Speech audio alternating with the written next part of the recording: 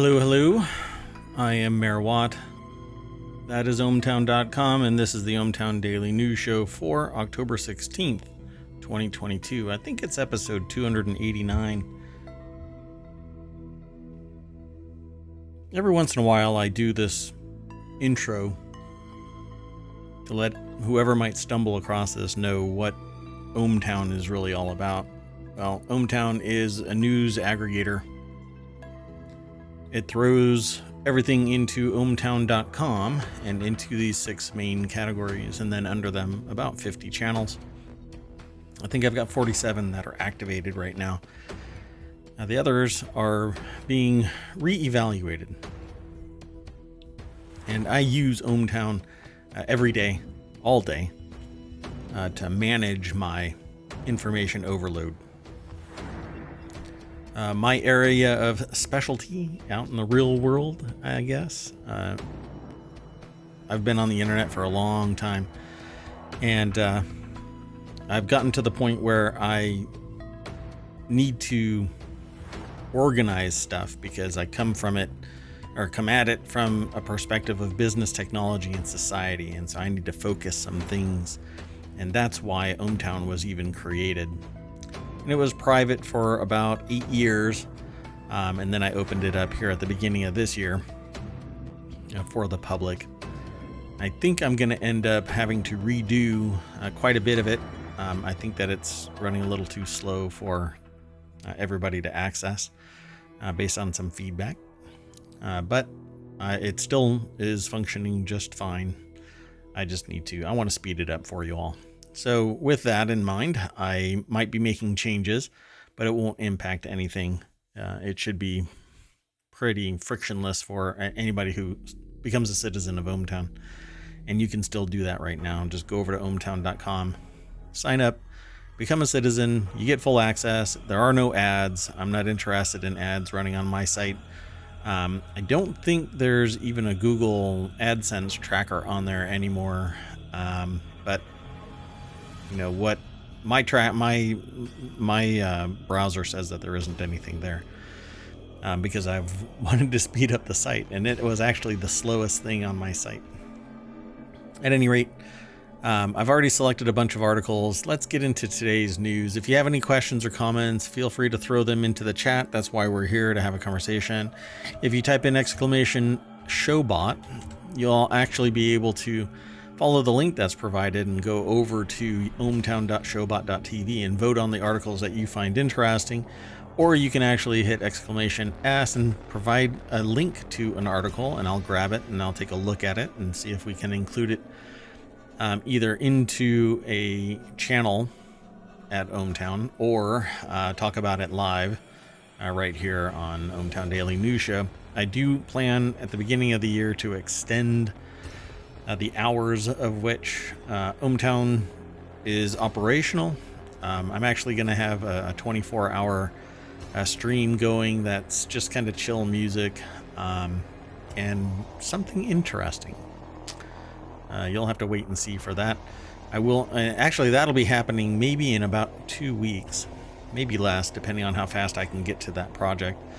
I'll also be launching Reality Hacker, that focuses on hyper-realistic computer simulation, modification, deep fakes, VR, AR, XR, etc. All the R's, but not a pirate. And a couple of other channels that I hope to launch. So instead of being 1 hour at night at 6 o'clock, I'll do multiple shows. And if you are interested in hosting or co-hosting, get in touch with me. There's myriad way to do so. And maybe I'll just post a link or an email address and a phone number so that you can get in touch with me one way or the other. At any rate, let's do the news. That's why we're here, right? So this one just cracked me up. I interact with a few attorneys. This one is just hilarious, so brace yourself for it. It's in the Hatch Ideas channel, which is about business transformation. It's because it was sourced from businessinsider.com, but the context is really not, it's lost there. But a juror was dismissed from Michigan governor kidnapping case accused of flirting with the defendant. I guess it's kind of like the OnlyFans, right? But it's currently incarcerated fans. I'm not sure, or on the way to being incarcerated fans, or I don't know what's another one. Presumed innocent fans. I'm not sure. I don't really know. Presumed innocent, but on my way to jail. Only fans. I really don't know what we should call this, but there has to be a website out there for this. A juror was accused of flirting with a defendant charged in connection with the plot to kidnap Michigan's governor. The female juror was relieved of her duties after smiling in eye contact between the two. Hey, have you been recently charged with kidnapping a governor? I might be the woman for you. The interactions were with Paul Bellar, 23, standing trial on charges of providing material for a terrorist act. Oh, man. You just can't make this up. I would expect this of like Florida man or Florida woman, somewhere where it has to be kind of nebulous about just what all was involved, but literally in a courtroom flirting with a defendant who's accused of providing material to the kidnapping of the Michigan governor. The interactions were with Paul Bellar. Hey, he's young, 23. Paul Bellar is in the middle. And this guy, if you were to judge a book by its cover, you would never suspect that this person is a defendant in an abduction case. Fascinating. The female juror was relieved of her duties after William Ralston, an attorney prosecuting the case on behalf of the Michigan Attorney General, said that there had been communication in the form of eye contact and smiling between her and defendant Paul Bellar, according to the Jackson Citizen Parrot.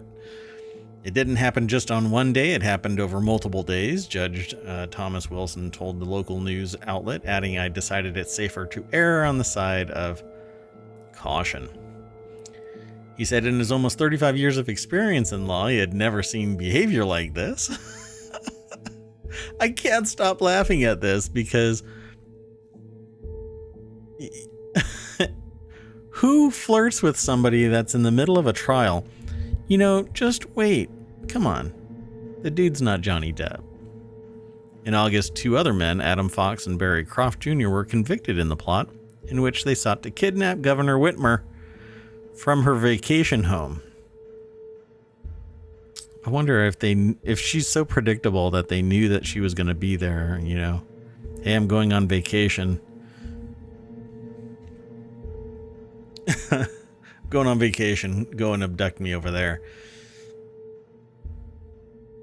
Let's see what else. In an affidavit related to the allegations against Bellar, Detective Sergeant with the Michigan Department of State Police, Brian Russell, states that he, quote, provided plans for tactical maneuvers at training, coded language for covert communication, hosted meetings at his residence, provided ammunition, and coordinated logistics for training contrary to MCL 750.543K. My God. These people, I just don't understand these wingnuts. Think that they're being harmed in some material way at all, yet have absolutely no problem. If they were profiting, none of these numbnuts would be saying one frickin' thing. I guarantee it. None of them. If they were all making money, doing some abusive whatever crap, they wouldn't have a problem with anything going on in the world. But they have to play by the rules, and they don't like playing by the rules. So when they snap because they have to follow the rules, it all wets the bed and they end up getting caught. And this dude, if he did all of what is described there, and they did what they did, and people have been convicted of it, he should be in jail too. But amazing that somebody's flirting with this dude. Whatever. Oh, what I didn't do, sorry, and this is really great for the podcast. There's the article. You can go over to ohmTown.showbot.tv and vote for it right now. Yeah, it just populated. Now, you may not be in my chat, but it'll be there. So if you listen to this as a podcast, if you listen to this as from the YouTube or from the Twitch VOD itself, you can go over to ohmTown.showbot.tv and vote. You can even, I think you can probably sit in my chat when I'm not there and send stuff into that bot. Yeah, I'll delete it. I mean, if it's vitriolic or whatever, I'll ban you as well, but you can come and hang out. It's fine with me. Okay, so the next article is over in the Hatch Ideas channel. And this one is, this person spent $30,000 on a Hobbit-style house and now live mortgage-free in a tiny home village. Is this too loud? Is my haunted house music too loud? I can hear it, but I don't know if y'all can hear it really loud. At any rate, a retired software developer moved to a tiny home community and is now mortgage-free. If they're a software developer, they probably should have been mortgage-free in pretty much any house nowadays, for crying out loud. I've got a bunch of ideas. If you are a software engineer and you want to split the difference with me, I'll give you 90%. You make my idea. We will market it together. But I don't want to be all over it. Like, I don't want to babysit it. I will be a rev share, but silent partner beyond belief. That's what I've done for 30 years. But talk to me. Anyway, if you're a software engineer, I can hire somebody. I've done it in the past, but that's not what I'm trying to do here. Anyway, software engineer spent $30,000 living mortgage-free. Depends on how old they are, so I suppose. Anyway, I keep getting distracted, and I need to stay on target. Marijuana. Focus. Stare at the electrons. Say the words you read. The owners of the community said about 70% of its residents are single women over 45. All right. E.J. Runyon bought a Hobbit-style home for $30,000 and says it's now worth $50,000. In a field outside Knoxville, Tennessee, a fast-growing community is accommodating residents in their own homes for as little as $20,000. A retired software developer told Insider how she went mortgage-free by leaving her traditional home behind to move into a Hobbit-style dwelling where most residents are single women over the age of 45.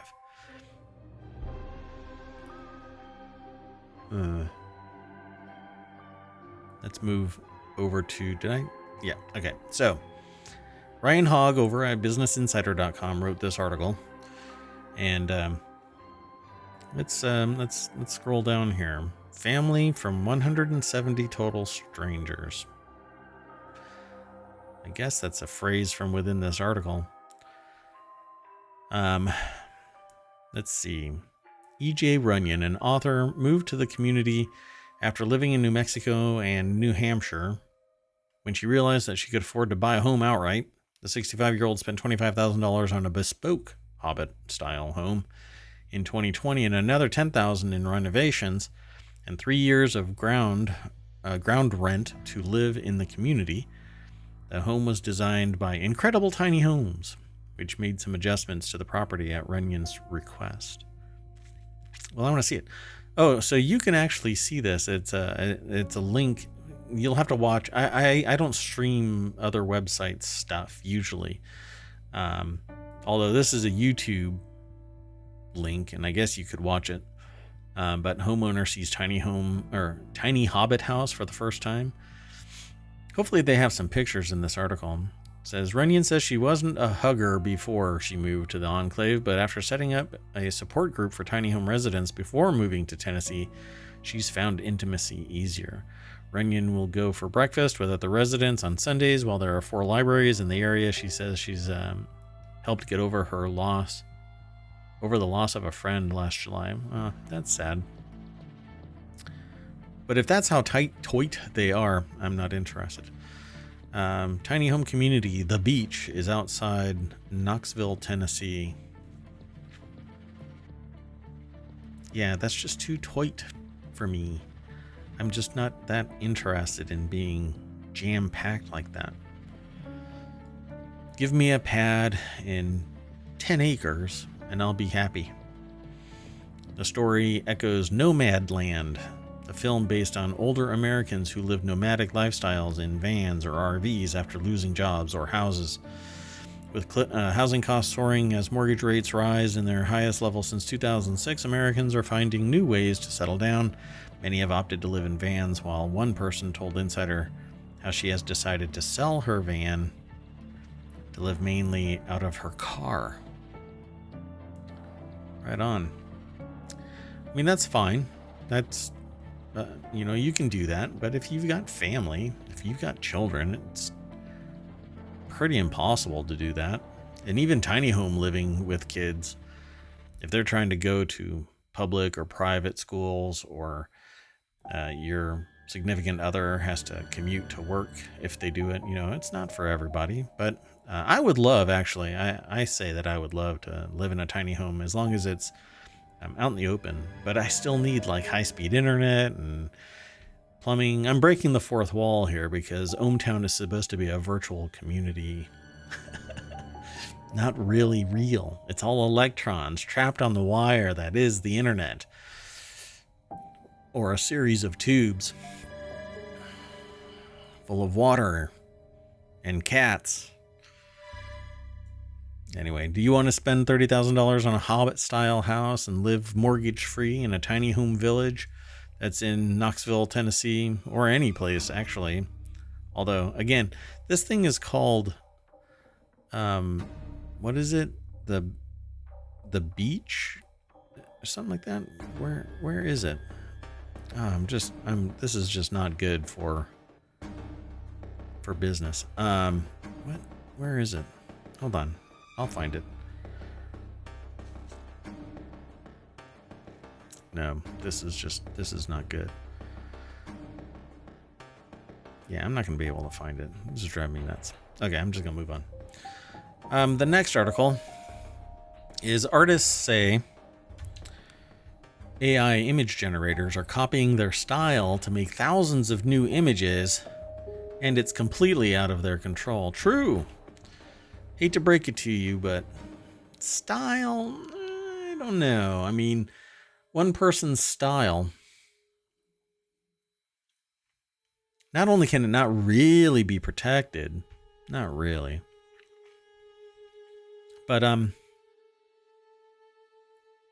you may not be the only person that has that style. You're just the one that might be known for that style. There might be other artists, because the world is kind of 80-20. 20% of people produce 80% of what people consume. So OpenAI, a company founded by Elon Musk. You know what? There's one for the books. Hold on a second. I'll come back to that later. I'll have to hunt that down. Anyway, founded by Elon Musk, just made its DALL-E image generator open to the public. Artists say that for years. They work on their portfolios and people can now make copycat images in seconds, but some AI companies argue that the new artworks are unique and can be copyrighted. I'm not sure why that sentence is so clunky the way that it's written, but let me explain something here. I don't know. Again, I don't know why they say it the way they say it in this article, because it really, really is clunky. Artists say they work for years on their portfolios and people can now make copycat images in seconds, period. But some AI companies argue that the new artworks are unique and be copyrighted. See, now there's no information leading to that sentence structure.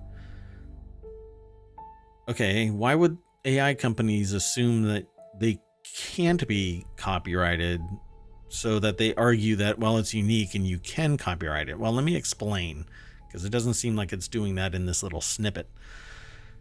I'll go over to the website itself. Website is businessinsider.com, and Beatrice Nolan is the author. Did I say the names of the others? Yeah, I did. Okay. Anyway, Beatrice Nolan wrote this article. This is an awesome picture by Vicky Letta. I kind of dig this. This is pretty neat. Kind of shows an artist making a creation surrounded by other creations that might be derivations of their previous work effort to produce something. And it's a really cool way of doing it. I really dig this. And it's done by Vicky Letta, Leta, over at Insider, I guess. That's how it's flagged, captioned. Anyway, okay, so the snippet is because they take certain highlights from their article to draw attention to what the content is in their website.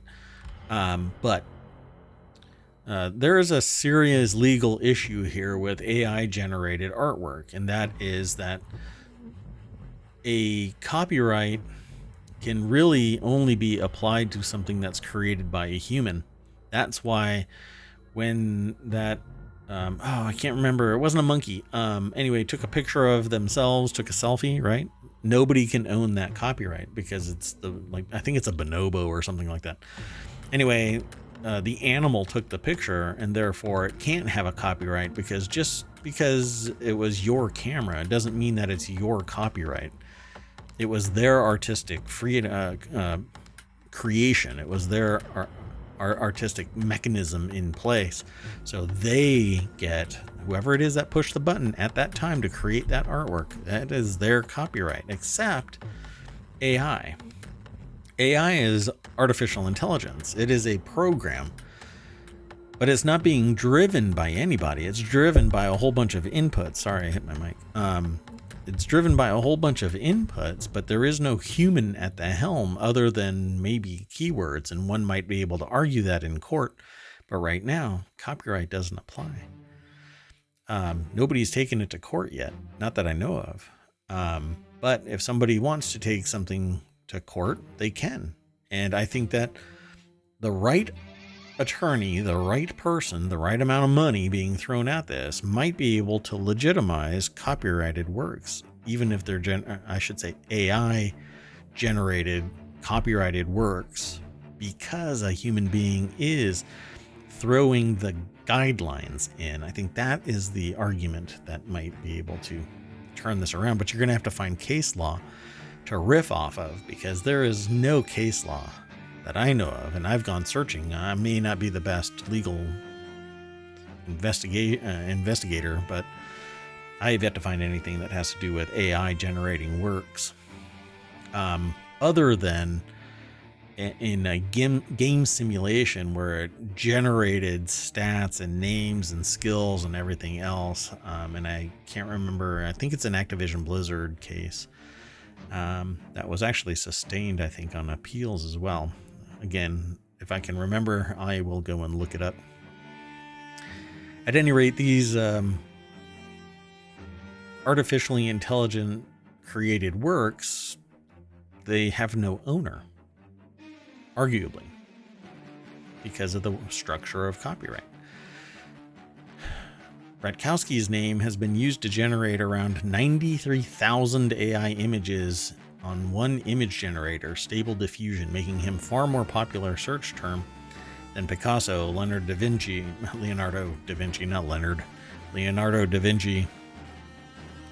and Vincent van Gogh in the program. Quote, I feel like something's happening that I can't control, Rutkowski, who is based in Poland, told Insider. My name is being used a lot to generate AI images along with the names of other working artists.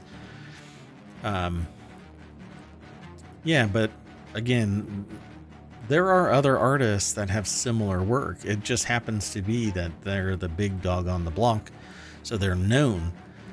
Now, my concern is that the artwork that led to the name is being imported, right? So Rutkowski's artwork, copyrighted works, are being pulled into the AI. Somewhere on the back end, somewhere in the system, the copyrighted works are being consumed by the AI. And that I might have a problem with unless the information is publicly accessible on a website. Now, I don't mean to imply that you can just find something on the internet and use it wholesale. You have to add some value to it. You have to have some or something else, right? You have to add satire. You have to change the context, but it has to be substantial. Well, in this case, imagine if an artist were to go and look and investigate Rutkowski's entire work and riff off of it themselves. An artist, right? Yeah, there might be some outrage. Well, you're taking Rutkowski's work. No, I'm actually creating my own work. It just happens to be familiar with it. And the best form of what's the phrase? Copying somebody is the best form. Hold on a second. My brain just froze. Yeah, the best form of flattery is imitation. So consider this imitation. Unfortunately, it's artificially intelligent imitation, which can do whole-scale copying. And therein lies the rub. If you can't tell an AI-developed artwork from Rutkowski's work, then there might be an issue here. But it's not a clone. It's not a direct copy. It's an imitation, but it's a unique work for somebody who puts it together. Right? So Rutkowski's works riff off of other artists. Now, Greg Rutkowski is going to sit there and say, no way in hell, all of my stuff is actually completely unique, and I never had inspiration from anybody, which would be intellectually false. You would have to shut down any form of critical thinking to suggest that an artist solely came up with their work. It's always inspiration from some other person, some other experience, something made a person teach themselves maybe how to create this work. So I'll never buy into a completely unique existence only of and onto themselves. People are pretending to be me, Rutkowski said. I'm very concerned about it. It seems unethical. Yeah, pretending to be you is unethical, I think. But nobody is saying that I am Rutkowski. If they are, they're lying. And they're misrepresenting you and their work. And if they are misrepresenting your work or their work as an original from you, then you can sue them. That's why we have lawsuits. Draw attention to it and have the internet just slam the door on any type of sale.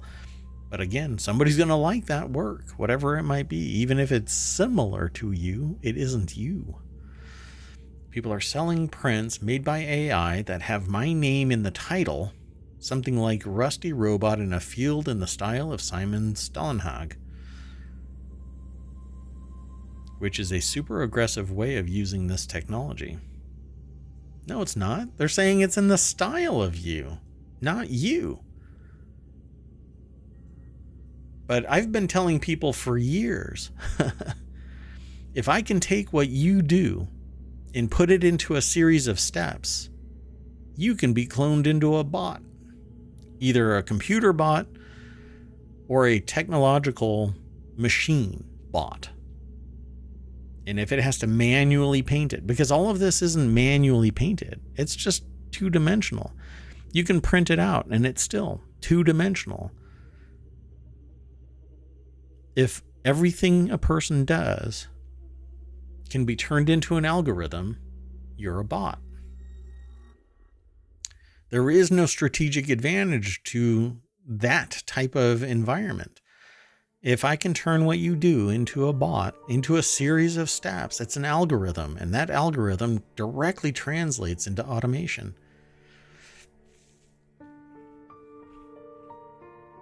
You have to stand out, that people are going to respect you as the artist. And if anybody says that this work is by you, then you can sue them. Then you can angle, Elon Musk can do this too. Hey, I don't like this website, and the army goes after those people. You can do that too. Hey, that is not my work. You're using my name to misrepresent that the work is mine. If anybody infers from this that it's mine, it's illegal. You can't misrepresent your work as somebody else's work. But that all depends on the country you're in the United States, I can't sit there and say that it's by you unless it's by you. It's fraud. He believes AI image generators are not in the hands of artists right now. It's in the hands of early adopters of tech. It's in the hands of every artist. Everybody is an artist. Come on, don't gatekeep me that crap. Give me a break. I'm an artist if I use tech. I'm an artist if I don't use tech. I'm an artist because I want to call myself an artist. If you don't like it, that's tough. Hate to break it to you though. Everybody that's using AI is on the cutting edge of art. No longer do they have to sit there and do this and do that and do the other because there's some gatekeeper that's telling me that I'm not an artist unless I'm pouring blood, sweat, and tears into something. I can simply tell a computer that is designed to take my natural language and turn it into something. Hate to break it to you again. It's never as precise as the person wants. So they're going to end up taking it and having to modify it in some way. And the skilled creator is an artist, and the unskilled creator is an artist. That's a downvote for you, bub. I'm not interested in gatekeeping. This opens the door to millions of people being able to take their thoughts and turn it into something, even if it is a riff off of living artists, dead artists, other people's works, even if they don't call themselves an artist. It doesn't matter. Liz DeFiore, the president of the Graphic Artist Guild, an organization that supports designers, illustrators, and photographers across the U.S., said the ease of which AI can copy styles could cause financial fallout for artists. Artists spend a lot of time throughout their career and make a lot of income on being able to license their images and being sought after specifically for their style. And the originals will get the original pay. Anybody else can make artwork in the style of somebody else. They can't claim that it's somebody else's. That's it. I can't say that I've created something and I claim that it's from somebody else. Then I can sue you out of existence. At least I can sue you for all of the money that you made, and the court can punish you for additional damages and the legal fees and I mean, there's all kinds of stuff involved, but it depends on where you live too. Maybe there isn't a legal system where these artists are that will rise to that occasion. AI image generators trained by learning large sets of images and captions. Representatives from OpenAI said they both publicly available sources and images licensed by the company make up DALL-E's training data. If it goes and looks at a bunch of websites and trains off of the images, so be it. It's all public information and inspiration for the bot. Plain and simple. That's what it is. Inspiration. Copyright laws around AI images are murky. Absolutely. Copyright never even anticipated AI. Copyright doesn't even exist for AI. A spokesperson for the U.S. Copyright Office told Insider that works generated only by artificial intelligence lacked the human authorship necessary to support a copyright claim. Correct. They said the office would not knowingly grant registration to a work that was claimed to have been created solely by machine with artificial intelligence. And that right there is solely by machine with artificial intelligence. All of these works are not solely by machine. Solely means that it's going to be a spontaneous creation by the artificial intelligence, but it's not that way. What is happening is I am steering an AI to do my bidding right up until it says no and eliminates me and takes over the world, and you end up with Terminator. Anyway, all of this is just wrong. A portrait of Giles Christopher created using artificial intelligence by Giles Christopher, Project G. That's what's on my screen right now. Giles Christopher, a London-based commercial photographer specializing in food and drink, uses DALL-E and other AI generators to experiment with portraits and create artificial backgrounds for some of his commercial shots. Quote, "I've come out with images that you wouldn't question are photographs," he said. "Some of the arguments that I've had from photographers are that the images are looking too good." Usually, from what I've seen of AI, I can tell that there is something wrong in the eyes. I don't know what it is, but for some reason, there's usually something wrong with the eyes. This one is creepily close to being legit. Like, the focus is like sheared right on the eyes, and you can actually the whole thing, I mean, it's really amazing. You have to see this. Go over to Business Insider and look for AI image generators, and it'll pull it up. It's amazing. It's actually really amazing. Quote, "I have friends in the industry who will storm out of the room if I even bring up using AI." But Christopher is on the fence about it. It's like keeping your enemies close. Yeah. So just keep that in mind, folks. If you're hearing this, if you can take your job and turn it into a series of steps, then it's an algorithm and it can be created into a bot. Done and done. Let's move on to the next article. This one is about Saturday Night Live. Opens with a January 6th committee parody. We tried. It was fun. It was a fun country while it lasted. So I watched this. This was really actually pretty funny. Saturday Night Live and sad at the same time. That's what satire really is. Saturday Night Live opened its third episode of the season by taking on the January 6th committee hearing starring Kenan Thompson as United States Representative Benny G. Thompson. And the theme of the sketch was quite simple. No matter how bad the attempts to stage a coup and overthrow the nation were, there's no accountability in this country. Sad but true.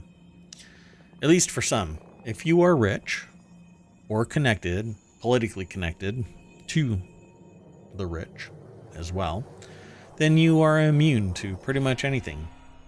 The moment that I see a billionaire in jail for something other than tax evasion, yeah, I'll see that there is accountability. But most people end up in jail because they fiddled around with somebody's money And if you're a billionaire, the only thing you're fiddling around with is your money. Although, yeah, I can't get into that. Host and musical guest Megan Thee Stallion asked to be put into Bridgerton by Michael Schneider over at Variety.com. Let me close this. I don't know why autoplay is even allowed. And it was interesting because they were talking about basically the January 6th hearings, and they're going to do this and they're going to do that, and Trump is definitely going to show, and no. We'll see if Trump ever even feels this. He's just not. Why? Because he's a sociopath. At least in my perspective, I think he is. Let's see. Trump is 100% coming, and this time he will be held accountable. Sure, he got away with a lot of stuff in the 70s and the 80s and in the 90s and in the early 200s and the 2010s and the 2020s. Well, that ends now, says Kinzinger. Sure.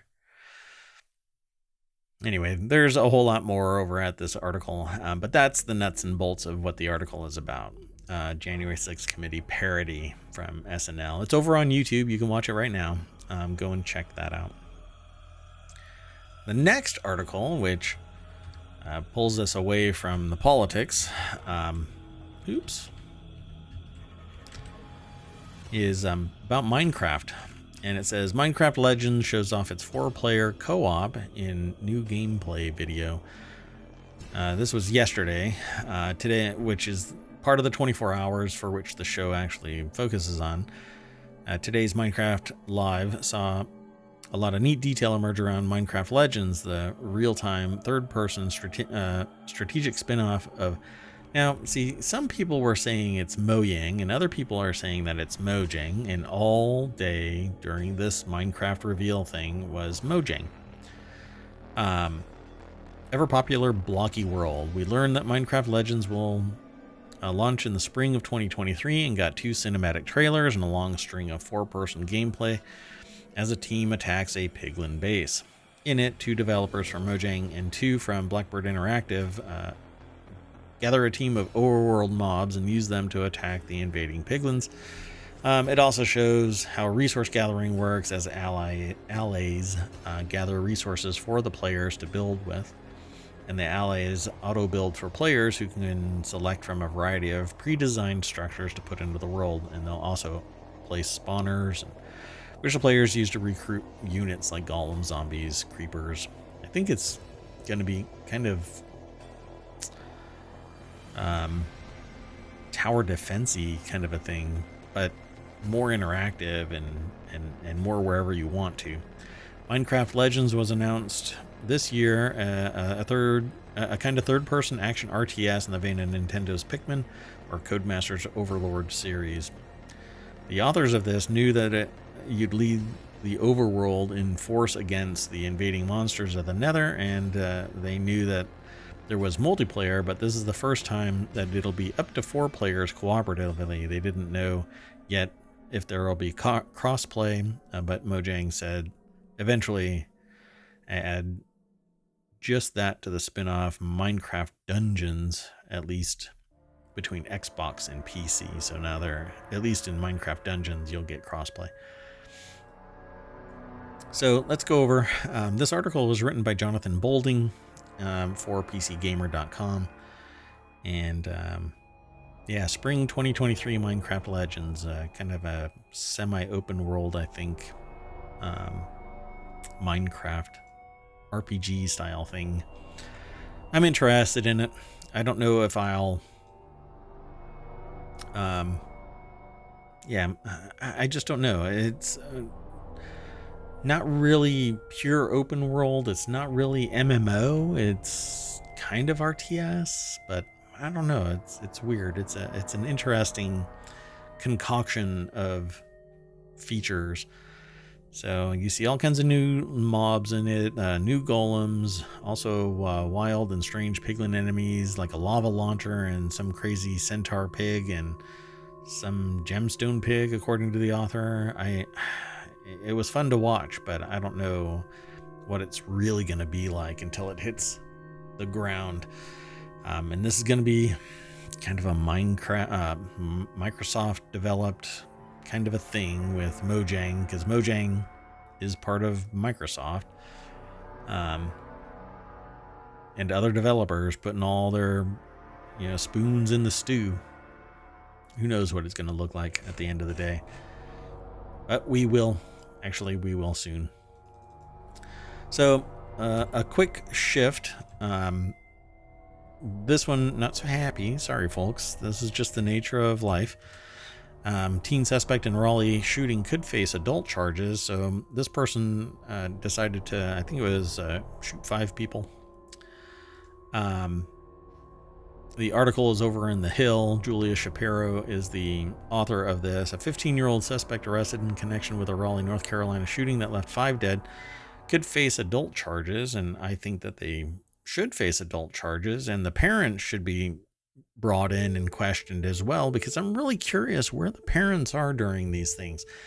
It's like these other tales of abuse that are systemic or that are centered around young people. Where are the parents for all of this, right? So all of these flights that apparently had children getting abused. What was the island? I can't remember the name of the island. Anyway, so these rich people grab a bunch of kids and take them to this island, and all kinds of abuse happens, but no parent is involved. Why aren't the parents being charged? Where are the parents for all of this? How is this taking place that some kid can grab a gun, shoot 5 people?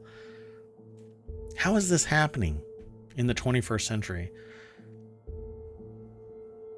And I can't say that I'm, anti-gun. I think that people should have the right.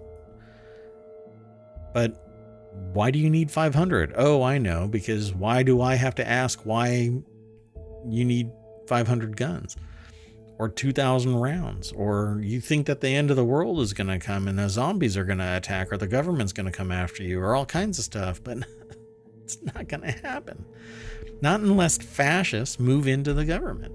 And then, even if you think you are for gun control or against gun control, they're going to come and take your guns. It isn't the liberal government that's going to come and take your guns.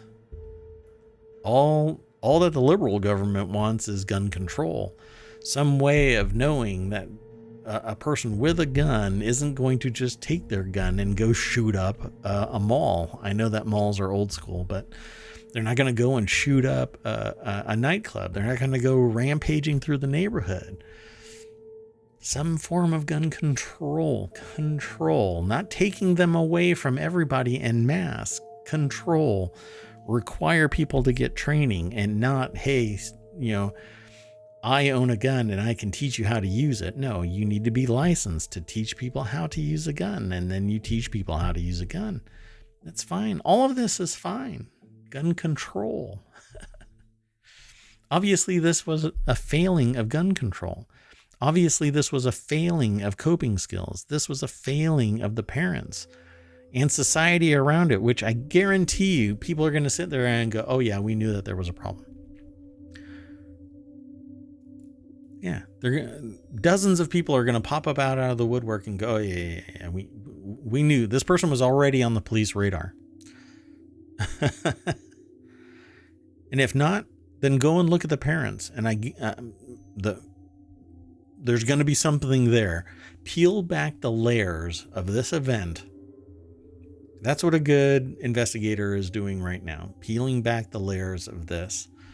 And they're going to find out what truly happened. But somebody needs to be able to speak to this 15-year-old in a way that 15-year-old feels compelled to actually share, actually discuss it, and not just turn off, go full sociopath, because you really have to be a sociopath to go on a shooting spree. You really do. You have to completely discount the emotions of the damage that the emotions that your damage is causing. You have to completely discount that the people you are shooting are humans. You have to be a sociopath.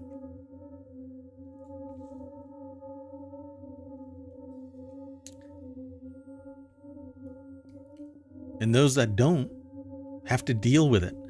The people that aren't sociopathic and are forced to pull the trigger on a human live with it forever. It never truly fades away from my understanding. I've never had to shoot anyone. But my goodness, if I were to ever have to, I don't know what I would do to cope with expunging somebody. It's a horrible thing. It's a horrible thing. So we need control. And I don't know if this is going to get flagged over on YouTube. That's fine. But it's real talk. So let's move on to the next article. And I'm talking about the article, I'm not talking about doing anything like that. Because you have to be out of your mind to do something like that. Okay, so this article is about home automation. Level Lock Plus with Home Key hits some Apple Store shelves. This thing is amazingly expensive. Apple has gradually started to sell the Home Key-enabled Level Lock Plus Smart Lock, with the smart home security device appearing in some physical Apple stores in the United States. So I'm just going to jump straight on over to it. I think I'm running a little late, because I've been soapboxing about a few things. At any rate, Malcolm Owen over at Apple Insider is the author of this. And this little invisible smart lock, right? All it is the bolt. It's pretty neat. The one that I have right now has to go through an app. I'm not too keen on it. I want to be able to use everything smart-wise within,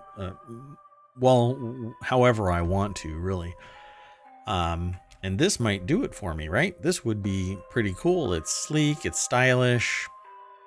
Problem is that it's $350. Tax, shipping, whatever. It's $330 on the box. I looked it up. It's $330 on the website. I had already seen this. And I was considering upgrading my lock. It's plural locks. Well, I'm not going to do it for $330. Not with a key. If it was just a smooth bolt, fine. But locks can be picked. Physical locks can be picked. I'm not a big fan of it. And it's harder to hack that than it is to just pick it, turn it, get inside, do whatever it is you're going to do and get out. If there's an alarm here, it's either on the door or it's in the lock. Some people might do both and have a backup of that. I know, shock. At any rate, this is the Home Key enabled Level Lock Plus Smart Lock, and it's $330, and it's HomeKit compatible. And it's pretty neat. You just walk up with your phone and it'll unlock when you tell it to unlock. Not bad, pretty slick. I dig it. Let's move on to the next article. And this says, Musk says SpaceX will continue to fund Starlink internet service in Ukraine amid backlash. That's because this guy is, he's a populist. Chloe Fulmer over at The Hill wrote this article, and basically Musk said the government needs to pay for SpaceX to fund Starlink so that Starlink will continue to work in the Ukraine, or in Ukraine. I don't know why it stuck with me that the is always in front of Ukraine, but it's not. It's just Ukraine. Anyway, multi-billionaire Elon Musk said on Saturday that his company SpaceX would continue funding the Starlink internet service being used on the ground in Ukraine, despite previous warnings that the company would withdraw the services due to a lack of government funding. And when there was enough blowback, Musk said, "The hell with it. Even though Starlink is still losing money and other companies are getting billions of taxpayer dollars, we'll just keep funding Ukraine government for free." Yeah, you're a billionaire because of taxpayer dollars, bub. Come on. When former PayPal founding chief operating officer, Why does it keep, why do people, hold on.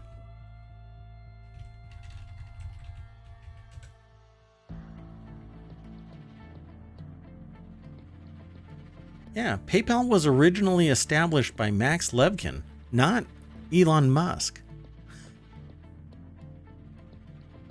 It was Confinity, and it merged with X.com and became PayPal. But it was PayPal. I don't understand that. Why does everybody sit there and say that he was the founder of it? This is all in a wiki, for crying out loud. Right? Hold on. I want to read this to you. PayPal was originally established by Max Levchin, Peter Thiel, Luke Nosek in December of 1998 as Confinity, a company that developed security software for handheld devices. According to the article, the wiki, it says, having had no success with that business model, however, it switched its focus to a digital wallet. The first version of PayPal electronic payments systems was launched in 1998. A year later, it merged with X.com. The Elon Musk jump into online financial services where it wasn't really working. But the two merged together because big money begets big money.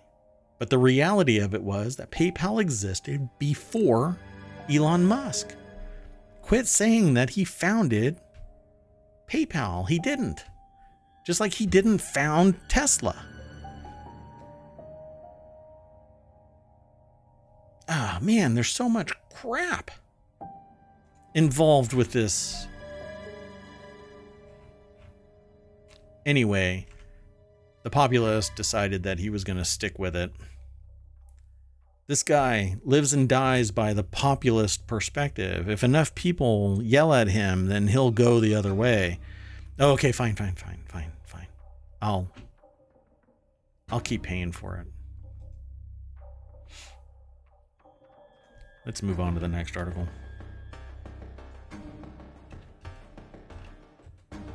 Apple Music's spatial audio is coming to select Mercedes-Benz models. If you've never heard Apple's spatial audio, the soundstage wraps around you like a sphere. I mean, it's spectacular. It's amazing. I love it. And certain artists actually exploit that quite well.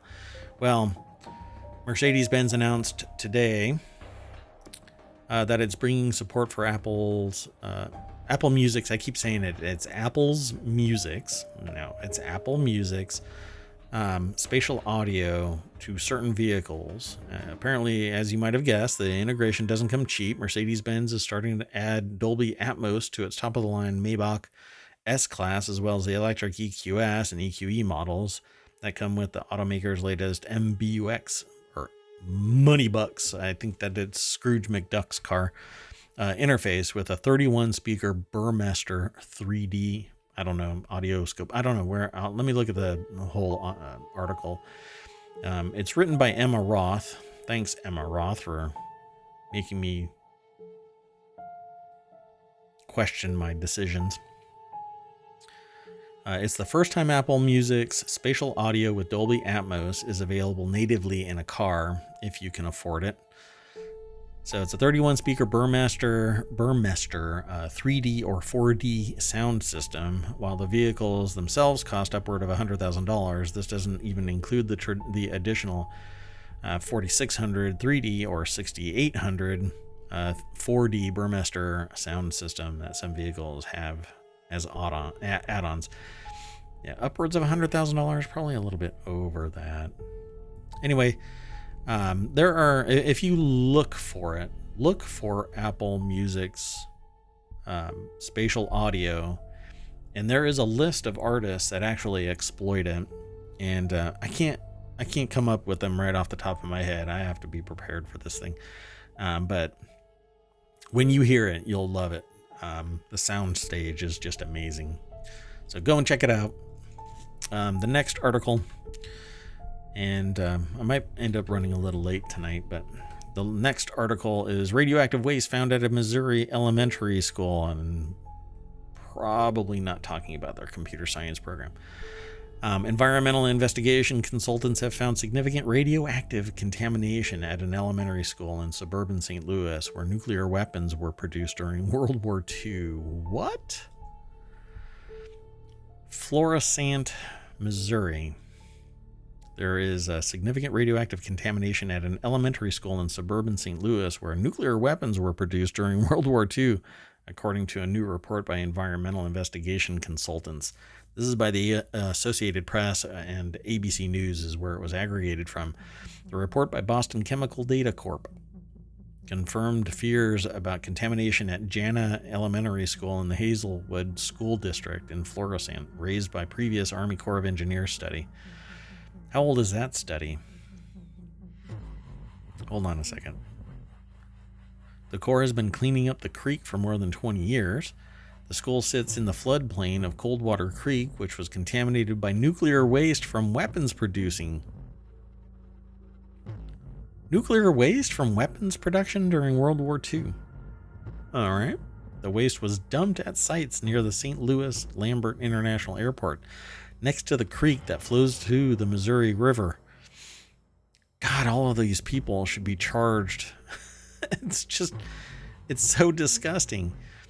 And this is the stuff that gives fear to nuclear power, but we have better controls for nuclear power than the dipshits that did this dump. If you had an ethical population, if you had checks and balances to prevent this stuff from ever, but no, people dump crap. Levels of radioactive isotope lead-210, polonium, radium, and other toxins were far in excess of what Boston Chemical had expected. Dust samples taken inside the school were found to be contaminated. Oh my God. Oh God, that's just so disgusting. Well, now you know. This next article is in the Hatch Ideas channel as well. Man pays $1,100 a month for 95 square feet of New York City apartment with no toilet. Alex Verhaag moved into his 95 square foot East Village apartment in 2020. Verhaag pays $1,100 for his micro studio and shares bathrooms with his neighbors. Dorm style living is becoming more common in New York City as median rent soars to $4,000 per month in Manhattan. By the way, that doesn't really seem like that much. Based on what I see around me, you get a lot more space, but at half that price, I don't know what's going on in New York, but it's because it's Manhattan, and Manhattan proper means that you can only go vertical. There's finite amount of space, and guess who owns it all? Rich people. Rich people getting richer. They're not getting more ethical.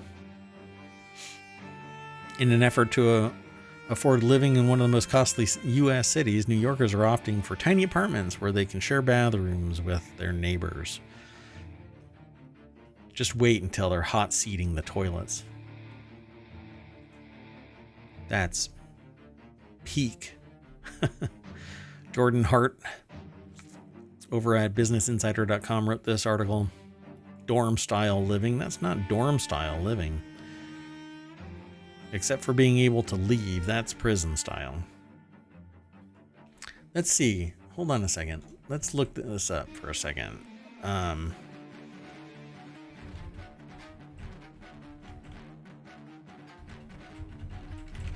Sorry, you may be listening to me type.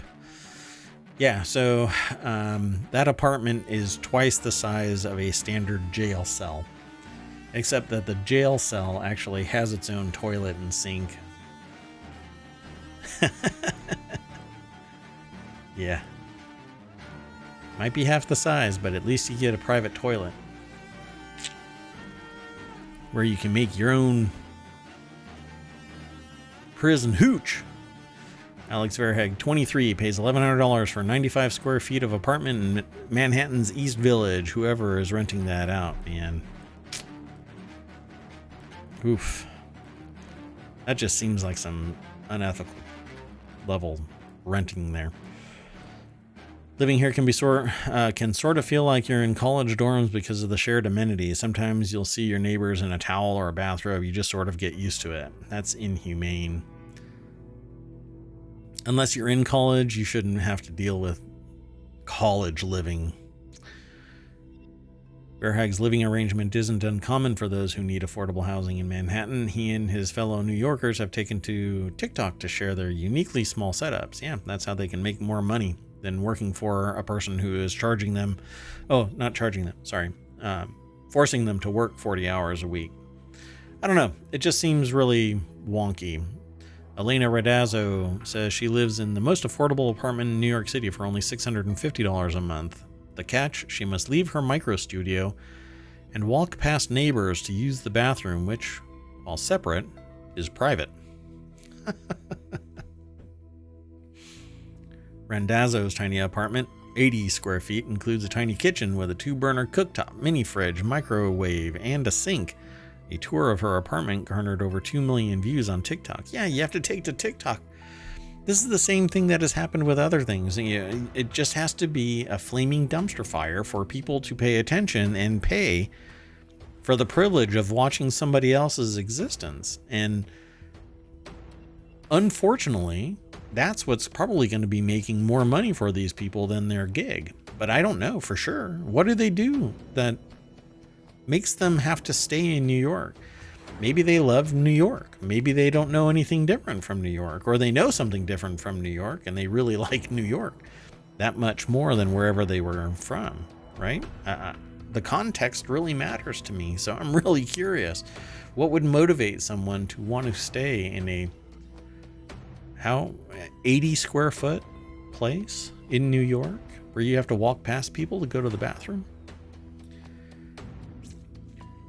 Another person wrote, that's not an apartment, that's a cupboard.